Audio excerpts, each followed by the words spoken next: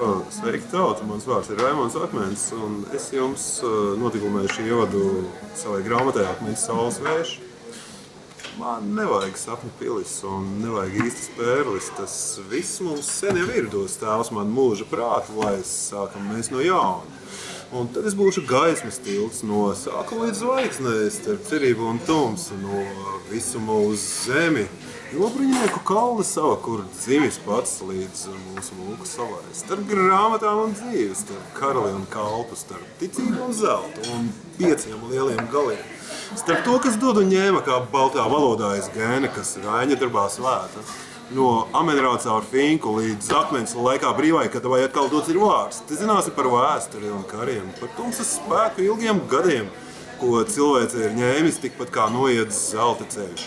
Par saules vēja maniem stariem, kas stikla kalna zirgā jūgti, mūs visas atkal gaidīs mājās lūgti.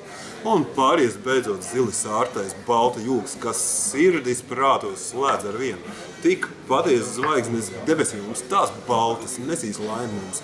Par to es savu akmens galvu lieku.